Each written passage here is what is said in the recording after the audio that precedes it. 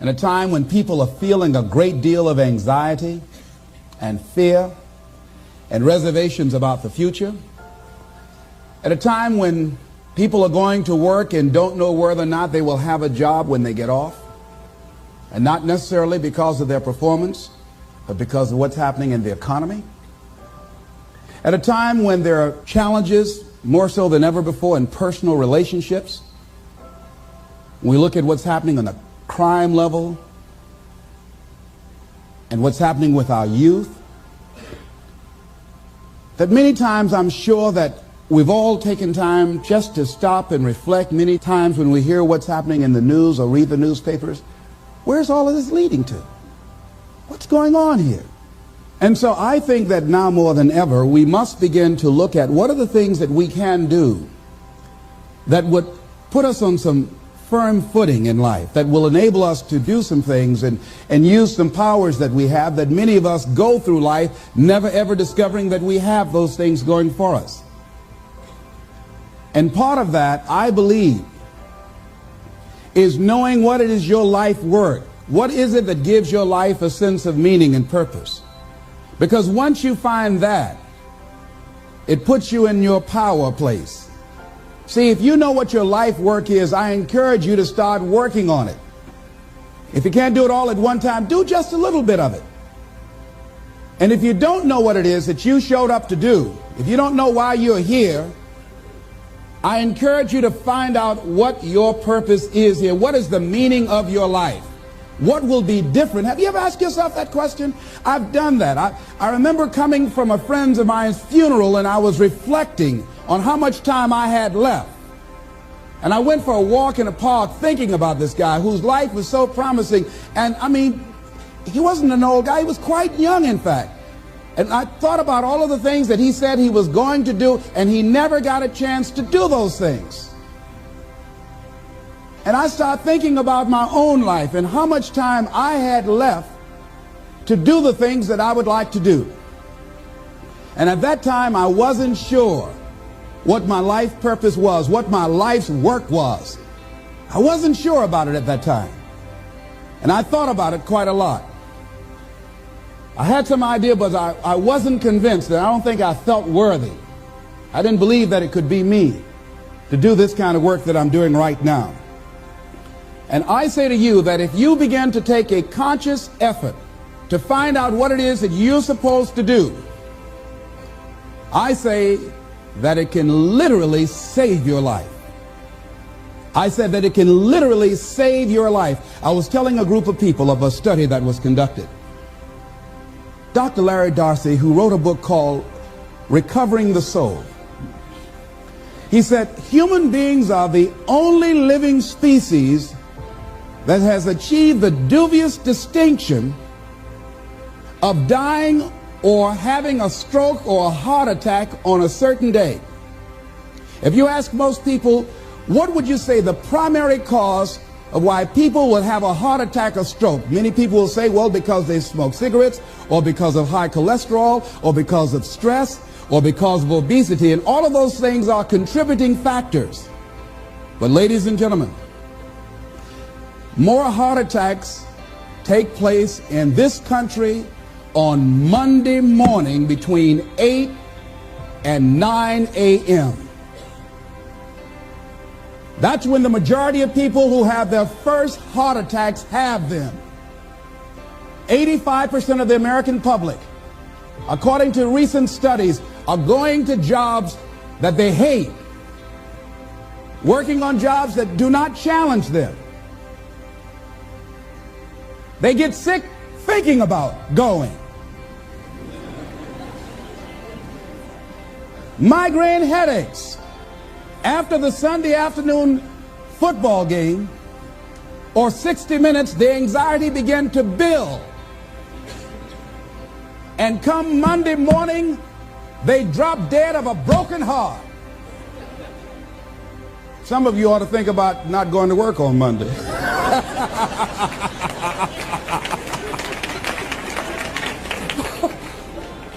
Think about that. People are literally dying to go to work.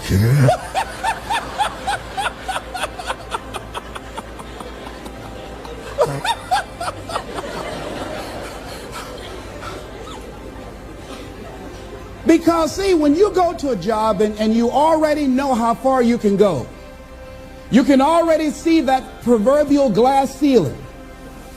It's like going to a movie when you've gone in the middle of the movie and you've seen the end and you sit there to start all over again, but something is missing. You know what the outcome is going to be. You can't get excited about going through that movie all over again. Am I correct?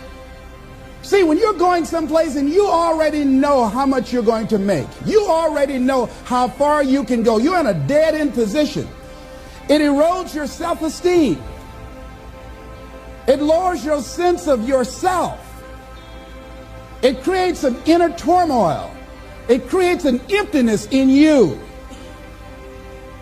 So I say that your life is worth finding what it is that you're supposed to do.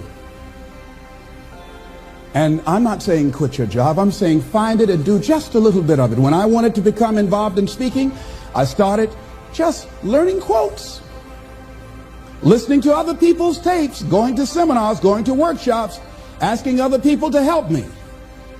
Just start working at it just a little bit, but do find out what your work is and hold on to it and don't let your dream go. Don't let it go. See, and here's something else I want you to begin to look at. Why is it that most people don't pursue their dreams or don't do better than what they're doing if they're capable of doing it? I think that many of us don't go the next step because we don't know what to do yet. And I say that the reason that we don't even explore the possibility of what to do is because subconsciously we don't believe that it can happen for us and we don't believe that we deserve it.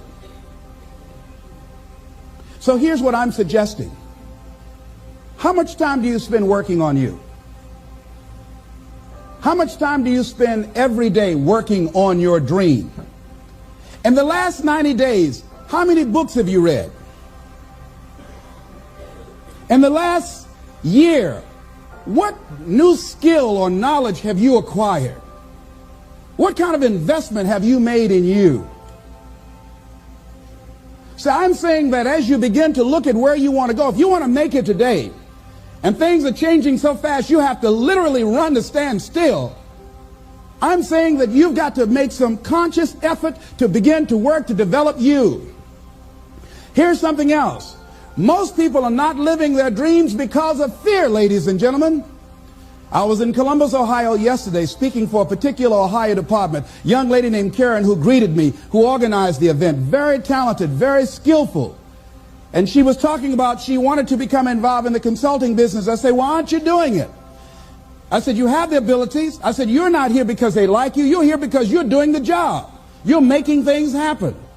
And she came up with all kind of ideas, but finally she said, I guess I can't see myself doing it. I guess I'm afraid. Fear, limited vision, and lack of self-esteem is what keep most people doing things they don't want to do. I flew from Columbus, Ohio to Denver, Colorado to a major communications company. And the person that picked me up at the airport told me about the fact that the company was planning on having a major downsizing. And they offered some of the employees there an early retirement, and some of them will earn as much as $300,000. And they said, this is the last time that you can take this offer. If you don't do it, when we have the downsizing, you might be among those who will lose their jobs, and all you will get is your severance pay. And only 50% of the people who were eligible to take the $300,000 took it. The others were afraid to take a chance on themselves. The others couldn't see themselves beyond that company. They couldn't see life after that company. The same reason that people stay in relationships where they're abused or they're unhappy or it's unfulfilling. They can't see themselves beyond that relationship. They can't see themselves enjoying life without that person. They think that this is all that they can do. The same reason that people get stuck at a certain level in life. They can't see things being better for them. And they think that this is it and this is all they deserve. This is all they've ever seen. It's been passed on to them. And they think that this is it for them. Oh, no.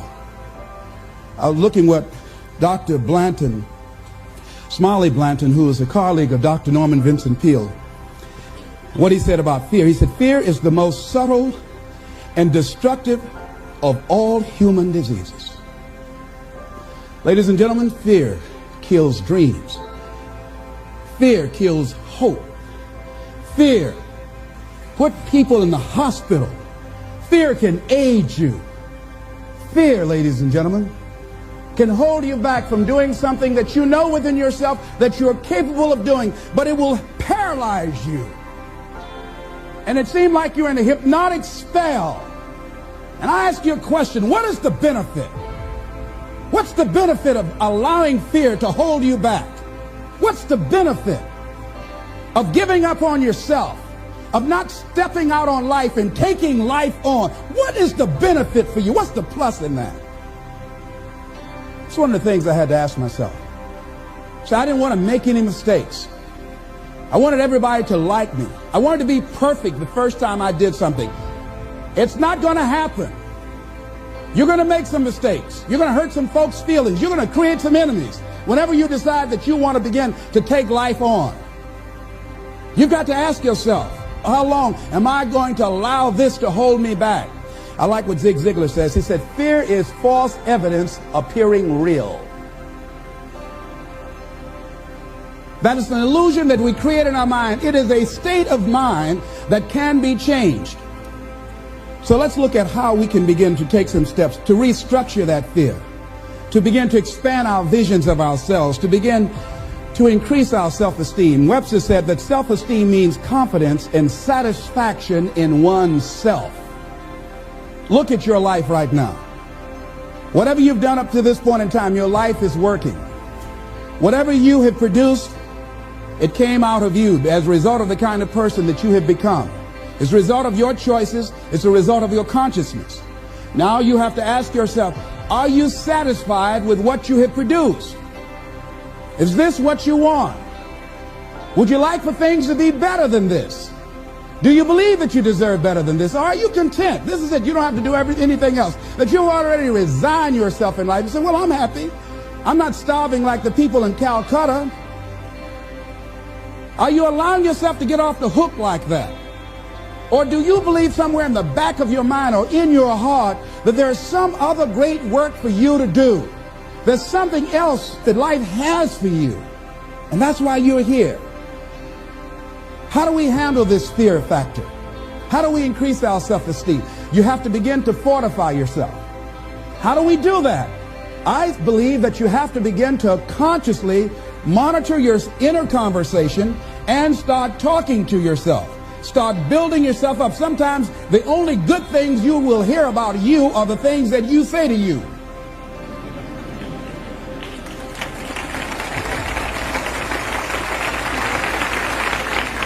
Young lady that was in the audience this afternoon said to me, I told myself yesterday for the first time, I'm proud of me. And she said, I felt good about that. So I'm saying learn to be your own booster. Start building yourself up. Start encouraging yourself. Start saying, I can do this. I can make this happen. When I started thinking about becoming a speaker, I said, yes, I can do this. I can make this happen. When I start trying to convince myself I can be a businessman after flopping and failing and losing thousands of dollars and feeling stupid and dumb and having people take advantage of me because of what I didn't know. I had to talk to myself because people were saying to me that I was dumb. And somewhere in the back of my mind, I was saying, you're right. Look at what I've done. I had to say, no, Les. Hey, come on, man. Get yourself together. You can handle this. You just haven't figured it out yet. It's all right. This is your training period. This is the tuition you have to pay for what you don't know. You can do this. Other people have done it. It doesn't take an Einstein. Get you some people that can teach you some stuff that you don't know. Get you some people that have done it successfully and learn from them. Take some seminars, workshops, read some books on how to manage a business. Change the way you see yourself and begin to tend to the personal details. Understand that nobody's going to take care of your business better than you. And when I start changing that kind of mindset of beating myself up because of my mistakes, and start looking at the possibility of my doing better, of my making the adjustment that would enable me to do what I want to do successfully, things begin to change. And I say, stop beating up on yourself. You do it. I know you do it. I've done it. It's a natural inclination for us to put ourselves down. See, we are born negative, I think, in a negative consciousness because we live in a negative world. See, you don't have to teach children to lie. They'll lie automatically. Did you wet in your pants? No, I did not. Well, what is that? I don't know. You don't have to encourage kids to misbehave. They will do it by themselves. You don't have to encourage them to do the wrong thing. They will do it automatically. You have to correct their behavior. So I'm saying that we have to work through the challenges of life in learning how to begin to work to fortify ourselves. Repeat after me, please. I can live my dream. I can find my purpose in life. And live my purpose. I deserve more from myself. I deserve more from life. Shake somebody's hand on your right and left and say, you deserve more from life too.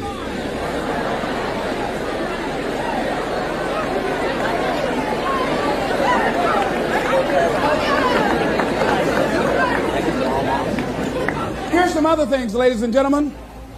Begin to guard your mind against negative programming, like turn off the television. Don't watch the news. Don't watch it.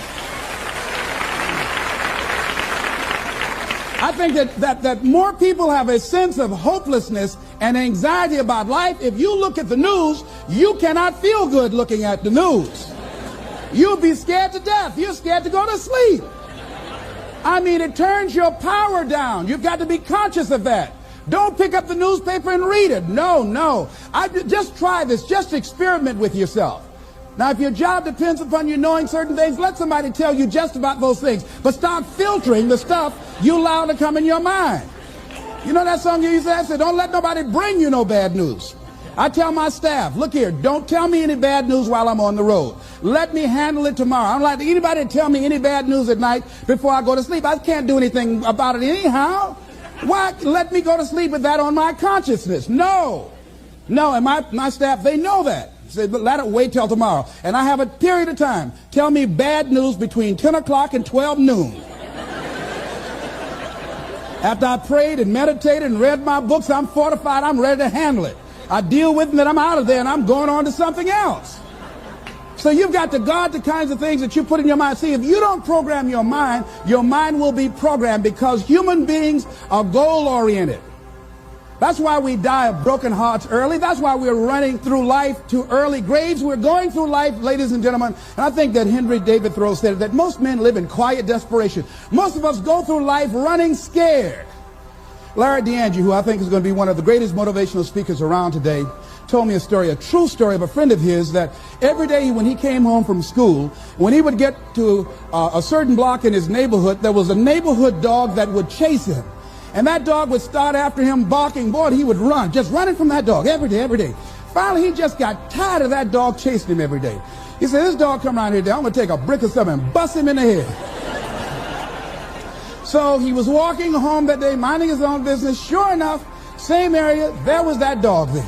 And the dog started barking, he started running, he saw a brick and he stopped and picked up the brick and turned around. And the dog got close to him, he realized the dog didn't have any teeth.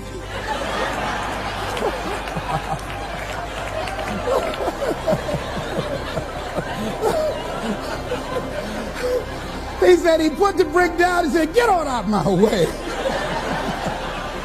And ladies and gentlemen, all our lives, many of us go through life running from things that ain't got no teeth to do us any harm.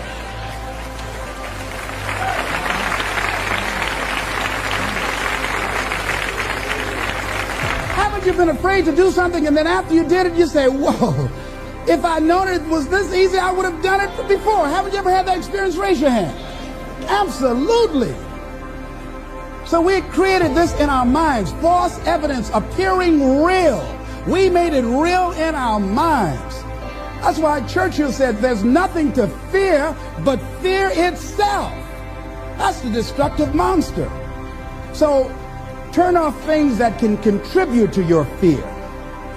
Turn a deaf ear to people that all they can do is talk about how negative things are because they have bought into the consciousness of the world. Start attending workshops, seminars, listening to tapes on a daily basis to begin to recondition your mind, to retrain your thinking. Faith comes by what? hearing and hearing and hearing. Listen to things that can empower you, that can enable you to create a new reality for yourself, and a new life for yourself. You might appear to be strange around most people.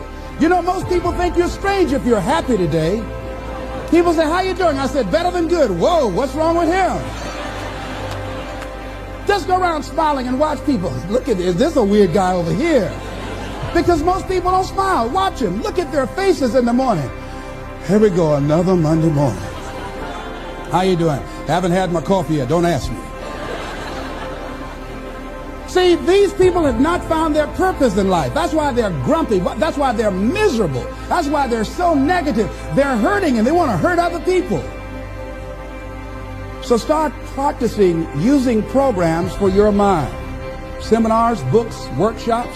Keep a journal. Record your thoughts, what's happening with you. Every day when you get up, have a journal near you. I use a Jack Boland journal so that I can write down my ideas. I keep it by my bed so I can write down my thoughts. See, ladies and gentlemen, we get 3 to 4 thoughts a year that if we would act on those thoughts, they could change our life.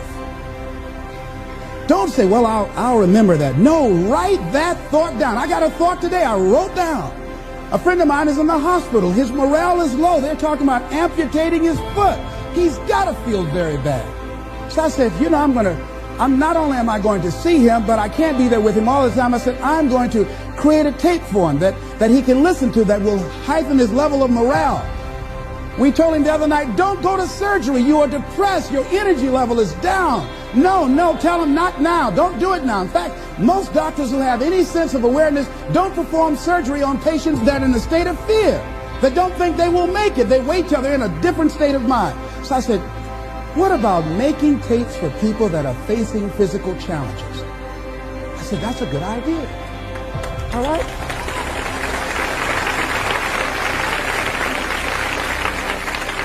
See, there are ideas that can come to you out of things that appear to be negative. I have a friend out of Chicago, just met him. He was 23 years old. And this guy, he went financially bankrupt 2 years ago, ruined his credit. Guess what he decided to do? He found a blessing in it. He wanted to restore his credit. It was very challenging, very difficult. And he realized that a lot of other people during these particular times have ruined their credit. So now he started a credit repair business. Last year, he earned over $100,000 helping people to restore their credit. I met a young lady who attends this church, that she was at her father's funeral and she was putting flowers on her father's grave, and she looked around and saw the other grave sites. They did not look well groomed and they were not attended to on a regular basis. She started a grave site maintenance business. Out of that tragedy, something positive has come out of it. And now she's earning more money doing that than on her present job. What idea are you sitting on? Write your ideas down. And then, once you get that idea, take the leap. Hello? Take the leap. See, a lot of people get the ideas and just walk around with them. Have you ever had an idea and all of a sudden you looked around and somebody had that idea and gone with it? Think you're going to be going with my hospital idea. Forget that, buddy. We will be out there together, Jack. Take the leap. See, it's out here in the universe. If you don't take the plunge, I guarantee you, somebody else will. Take the plunge. Go into action. And ladies and gentlemen, you will be surprised at how things will come together. You'll be surprised. Now, you're going to have some difficult challenges. I can tell you that now. Be aware of that. Things are not going to work out exactly right. For a time they will, sometimes. And that's when life is just playing a game with you. I want you to feel good and relax. And then after a while, say, okay, the honeymoon's over now. And then life will come over there and slap you side the head. Say, what you doing out here? Well, this is my dream life. Is that right? Come over here a minute.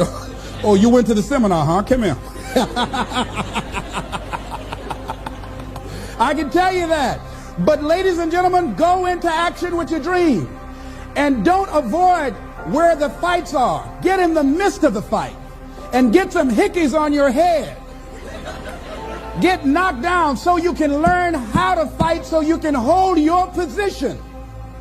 See, most people don't get out in the arena of life because they don't want to fight. Most people don't get out there because they don't want to get knocked down. They don't want to be dropped to their knees. But see, you're going to be dropped whether you're on the field or whether or not you're sitting on the sidelines. You're going to be dropped.